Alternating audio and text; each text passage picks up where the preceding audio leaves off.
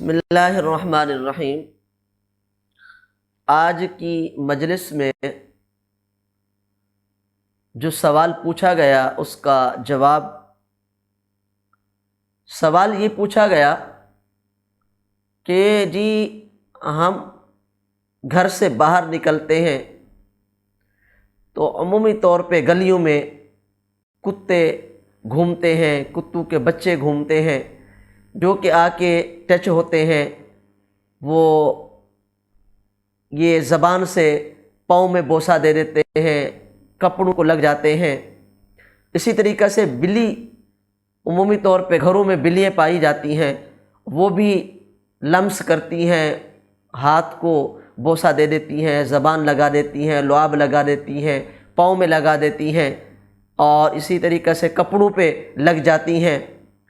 تو اس کے متعلق کیا حکم ہے، مسئلے کی وضاحت فرما دیں۔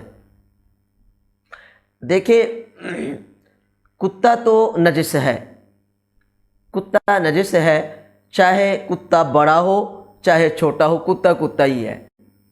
چھوٹے بڑے ہونے میں کوئی فرق نہیں ہے، وہ نجس ہے۔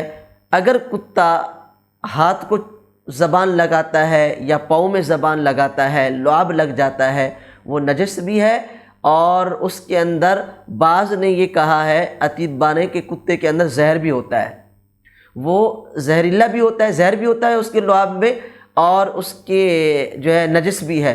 اس لیے اگر کتا جو ہے وہ زبان لگائے، ہاتھ پہ پاؤں پہ اس کا لعاب لگ جائے تو وہ جگہ کو دھونا چاہیے، دھونے سے ہی وہ پاک ہوگی۔ ہاتھ بھی دھونے چاہیے اور پاؤں بھی دھونے چاہیے۔ باقی رہا مسئلہ اس کا بلی کا، تو بلی کیونکہ یہ گھر میں گھومنے والی ہے، اس کے متعلق جو ہے گنجائش ہے کہ اس کے لمس ہونے سے جو ہے وہ جسم ناپاک نہیں ہوتا، کپڑے بھی ناپاک نہیں ہوتے۔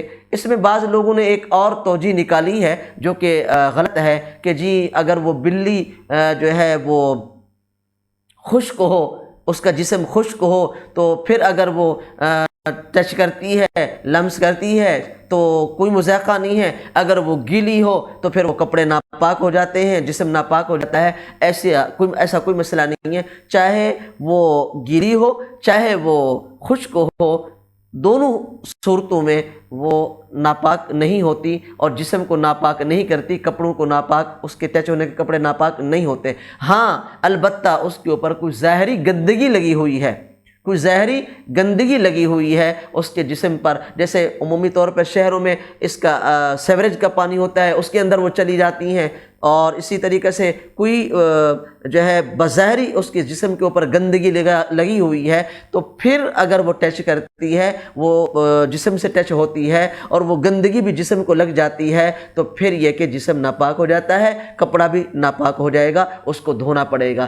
اس کے علاوہ یہ کہ اگر وہ لمس ہوتی ہے، وہ چھوتی ہے، یا یہ ہے کہ وہ ٹچ کرتی ہے، کپڑوں کو کرتی ہے، جسم کرتی ہے، اس سے نہ کپڑا ناپاک ہوتا ہے اور نہ ہی جسم ناپاک ہوتا ہے۔